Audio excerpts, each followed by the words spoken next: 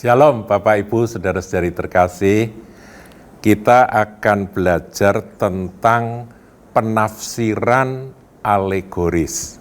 Ya saudaraku, di dalam metode penafsiran itu ada satu metode yang banyak juga yang nggak setuju dengan metode atau penafsiran secara alegoris ini. Apa sih artinya alegoris? Di dalam Alkitab, surat Rasul Paulus di Galatia, ya, kepada jemaat Galatia, Paulus menyebutkan akan kata alegori itu di pasal yang keempat, ayatnya yang ke-24. Nah, kita lihat aja, saudara ya, yaitu tentang Hagar dan Sarah, mulai ayat 21 kita akan lihat. Katakanlah kepadaku, hai kamu yang mau hidup di bawah hukum Taurat, tidakkah kamu mendengarkan hukum Taurat? Bukankah ada tertulis bahwa Abraham mempunyai dua anak, seorang dari perempuan yang menjadi hambanya, Hagar, saudara, dan seorang dari perempuan yang merdeka. Ya, ini sejarah tentang keluarga Abraham, nenek moyang dari orang-orang Yahudi. Ayat 23, tetapi anak dari perempuan yang menjadi hambanya itu diperanakkan menurut daging. Dan anak dari perempuan yang merdeka, Sarai atau Sarah, itu oleh karena janji. Ya, di sini dijelaskan oleh Rasul Paulus tentang dua wanita yang ada di dalam kehidupan Abraham itu. Satu melahirkan anak menurut daging, satu melahirkan anak menurut janji. Ayat 24, nah ini muncul kata alegori di sini, saudaraku. Ini adalah suatu kiasan. Nah, kata kiasan itu dalam terjemahan bahasa Inggris dipakai kata alegori. Alegori.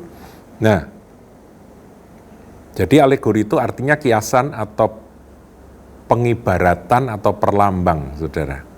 Jadi bukan sekedar seperti kisahnya yang tertulis, tapi ada makna di balik itu semua, begitu ya. Alegoris itu artinya gitu, saudara. Ini adalah suatu kiasan, sebab kedua perempuan itu adalah dua ketentuan Allah. Yang satu berasal dari Gunung Sinai, ya, Hagar kan berasal dari Gunung Sinai, wanita Mesir, dan melahirkan anak-anak perhambaan. Itulah Hagar. Hagar ialah Gunung Sinai di tanah Arab. Dan ia sama dengan Yerusalem yang sekarang. Jadi Paulus langsung menafsirkan bahwa dari dua wanita yang ada dalam kehidupan Abraham itu, Hagar yang melahirkan Ismail itu adalah Yerusalem yang sekarang. Jadi pada waktu Rasul Paulus menuliskan akan surat kepada Galatia itu, Paulus berkata, Yerusalem yang sekarang itu adalah Hagar. Ya, jadi itulah Hagar. Hagar adalah Gunung Sinai di tanah Arab dan ia sama dengan Yerusalem yang sekarang. Karena ia hidup dalam perhambaan dengan anak-anaknya. Perhambaan. Ya, maksudnya di bawah hukum Taurat, begitu ya. Tetapi Yerusalem sorgawi adalah perempuan yang merdeka dan ialah ibu kita. Sarah itu ibu kita, itu Yerusalem sorgawi. Jadi ini adalah penafsiran secara perlambang atau pengibaratan atau pengkiasanan, begitu saudaraku ya. Nah, ini salah satunya. Nah, pertanyaan, apakah kita boleh menafsirkan teks Alkitab di mana saja dengan cara seperti Rasul Paulus? Ya, ini pertanyaan, saudaraku. Ya, jawaban saya, Alkitab ini memang kitab rohani, saudaraku ya. Jadi kalau kita membaca Alkitab, ada yang tersurat, ada yang tersirat. Dan kalau memang Roh Kudus memimpin seseorang untuk mendapatkan pewahyuan bahwa ini maknanya seperti ini, ya itu sah-sah saja. Tentang diterima atau tidak, nah itu soal lain, saudaraku. Karena itu memang tafsir. Itu bukan teksnya, tapi itu tafsir dari teks.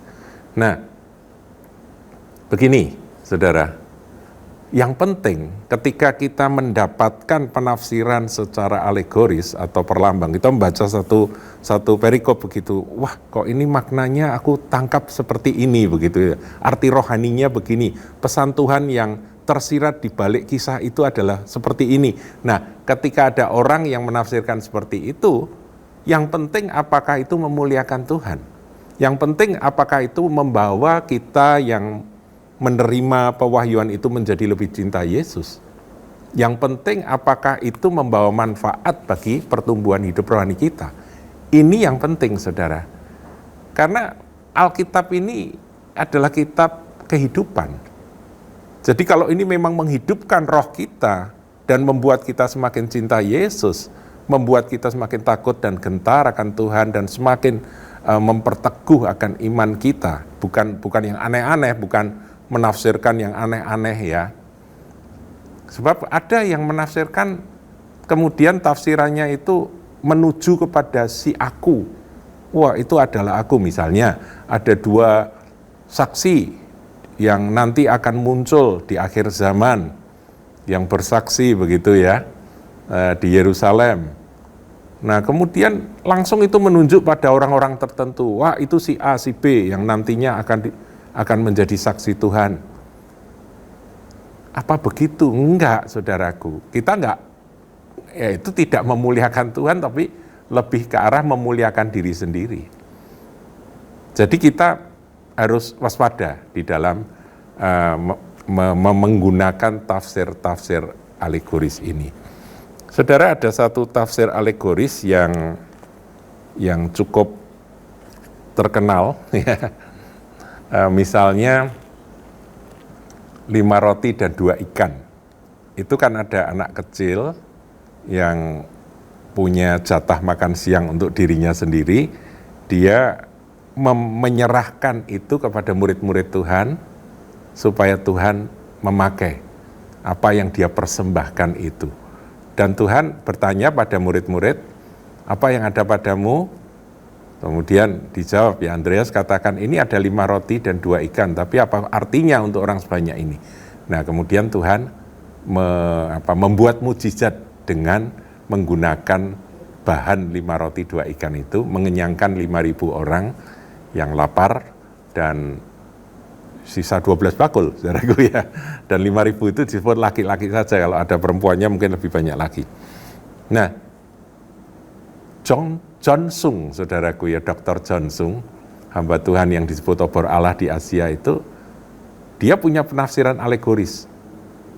Nah, ini saya terima. Kenapa? Karena ini memuliakan Tuhan dan membuat kita semakin mengasihi Tuhan.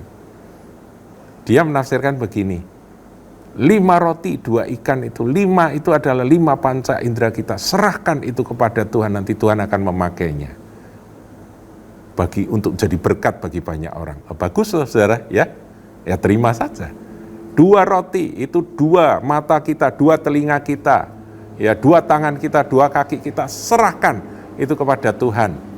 Nah, ini juga oke, positif gitu saudara. Jadi kalau ada orang yang menolak tafsiran semacam ini ya silahkan, mereka memang nggak suka pada tafsiran alegoris. Kalau saya bilang oke, bagus itu.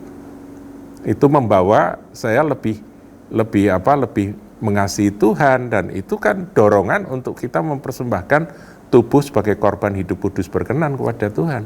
Bukankah itu sesuai dengan Roma 12? Ngerti ya saudaraku ya? Nah, ini ada lagi satu tafsir alegoris.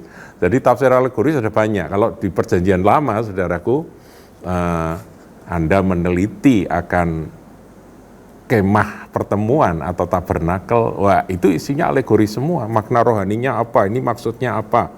Ya, itu ada tafsirannya. Saya pernah baca buku yang ditulis oleh pendeta Dr. Yusuf B.S. Itu bukunya tebal, saudaraku. Wah, itu teliti sekali. Telitinya luar biasa tentang detail dari benda-benda yang ada di dalam kemah pertemuan atau tabernakel.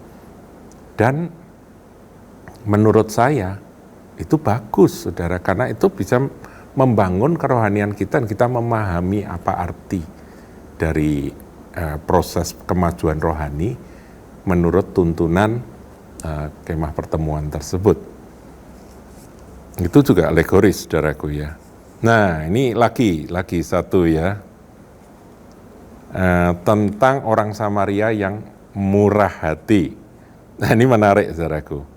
Kalau saudara baca Lukas 10, di situ ada kisah seorang Samaria yang penuh dengan kasih dan belas kasihan. Ketika dia berjalan, dia melihat ada seorang yang dirampok, habis hartanya, dia dipukuli setengah mati, begitu ya, tergeletak di pinggir jalan.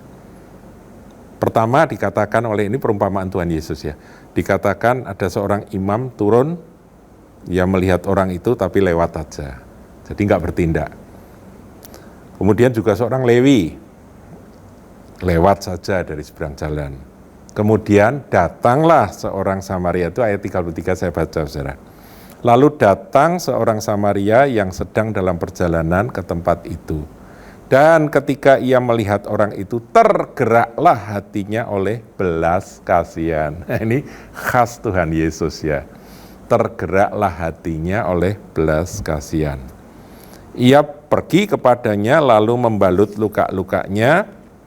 Sesudah ia menyiraminya dengan apa, saudara?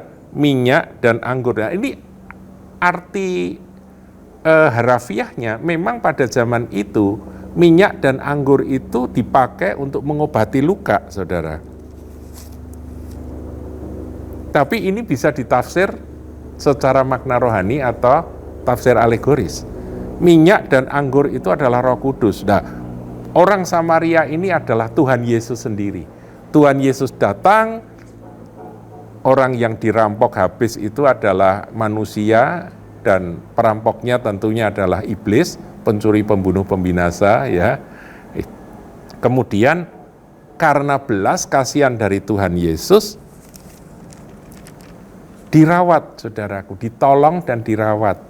Luka-luka, ini luka batin, luka-luka apa ya, akibat babak belur karena dosa, karena iblis yang membuat orang itu berdosa dan hidupnya hancur. Nah, kemudian ditolong oleh Tuhan dan diberi minyak dan anggur. Artinya apa, saudaraku? Roh Kudus ya, yang menyembuhkan, yang memulihkan akan luka-luka dalam kehidupan seseorang yang ditolong oleh Tuhan itu. Kemudian ia menaikkan orang itu ke atas keledai tunggangannya sendiri, lalu membawanya ke tempat penginapan dan merawatnya. Nah, ini ada yang rotok kebablasan, menafsirkan bahwa keledai itu punya 4 kaki, itu adalah 4 Injil. ya monggo lah, saya sih kurang srek ya. Tapi itu yang membawa orang itu kemana? Ke penginapan, ya, membawa ke tempat penginapan. Nah, tempat penginapan ini ditafsirkan itu adalah gereja Tuhan. Wah, jadi yang menghentar pada gereja Tuhan adalah Injil. Injil itu adalah Matius, Markus, Lukas, Yohanes, begitu ya. 4 kaki dari keledai itu. Nah, ini agak terlalu kebablasan ini tafsir alegorisnya, tapi biarlah, saudara. Nah, kemudian ayat 35, keesokan harinya ia menyerahkan 2 dinar kepada pemilik penginapan itu. Katanya, rawatlah dia, dan jika kau belanjakan lebih dari ini, aku akan menggantinya waktu aku kembali. Dan ceritanya ya memang seperti teks yang tertulis, perumpamaan yang Tuhan Yesus berikan ini.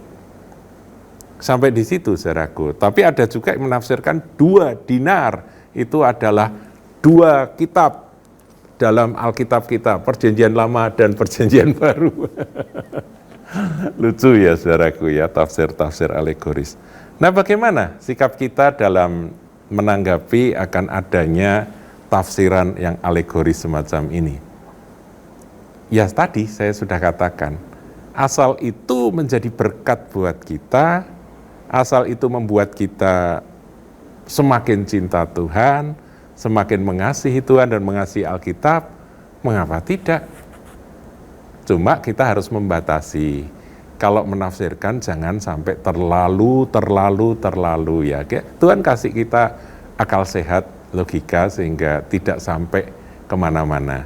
Tetap fokusnya adalah kemuliaan bagi Tuhan Yesus dan pertumbuhan rohani kita oleh pembacaan Alkitab tersebut. Nah, saya kira saudara mendapatkan gambaran bahwa kalau kita membaca kitab suci, kemudian ada semacam pewahyuan, semacam iluminasi, bahwa ini maksudnya begini, ya saudara jangan tolak, diskusikan dengan teman, diskusikan dengan hamba Tuhan, dan nanti barangkali itu menjadi berkat untuk kita sekaliannya. Tuhan Yesus memberkati.